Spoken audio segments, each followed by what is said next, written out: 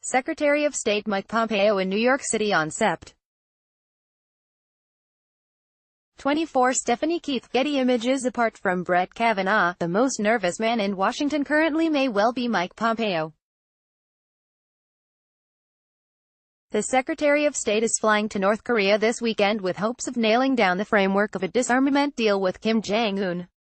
If he fails, President Donald Trump, who has pronounced himself in love with Kim, will be upset. He will almost certainly fail.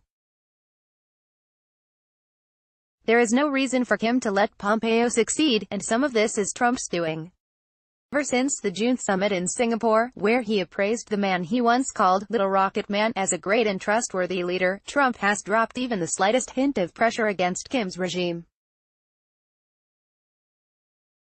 He has publicly said Kim should feel no rush to honor his vague pledge to denuclearize. He's declined to back up his own negotiators' demand that their North Korean counterparts at least define the term, and UN sanctions are still in place, but he has called for no action against Russia or China for violating them.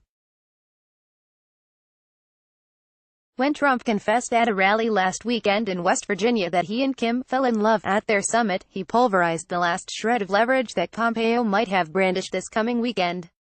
Kim will likely hold off playing any cards until his next summit with Trump, which Trump has been keen to organize, possibly in Washington, for some time. The U.S. dotard, as Kim once called him, believes that only he knows how to negotiate with foreign leaders, so he may, in that sense, welcome Pompeo's empty-handed return as a chance to display his own prowess at the art of the deal. In their one-on-one session at the previous summit, Trump gave Kim some tangible favors, including the suspension of U.S.-South Korean military exercises, for nothing in return. Kim, who has proved quite shrewd at pushing the buttons of allies and adversaries, has reason to hope for a reprise at the Trump summit to come. According to the Washington Post, South Korean President Moon Jae-in, who has galvanized this nascent détente since the historic Winter Olympics visit and is keen to accelerate the steps towards peace, investment, and trade, proposed a deal, just this week, that he hoped would break the logjam between Trump's and Kim's negotiators. In exchange for the verified dismantlement of North Korea's nuclear reactor at Yongbyon, the United States would declare a formal end to the Korean War, which has persisted as a tense Cold War since the armistice of 1953.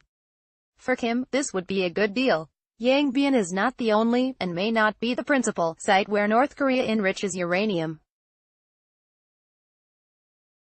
Meanwhile, he could waive a peace declaration as a rationale for lifting economic sanctions and removing U.S. military forces from South Korea in the region, in short, forgetting everything the Kim dynasty has desired for more than 60 years. Certainly, from Kim's point of view, Moon's proposal would be far better than the Trump administration's insistence that the next diplomatic step must entail a comprehensive list of North Korea's nuclear weapons and facilities. Pompeo had referred to this demand as a declaration for declaration. The U.S. declares peace, North Korea declares its atomic holdings.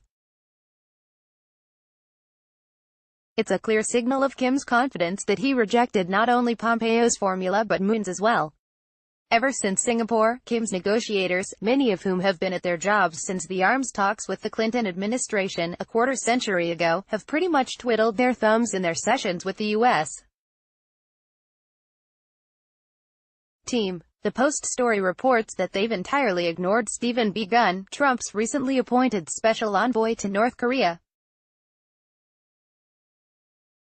As Daniel Snyder, lecturer in Asia Studies at Stanford, wrote in the Nelson Report, a private newsletter on Asian politics, they clearly believe they can get the best deal from Trump himself, a view vindicated by Singapore and reinforced by the many warm greetings sent since by the man in the White House with the puzzling case of adoration for tyrants.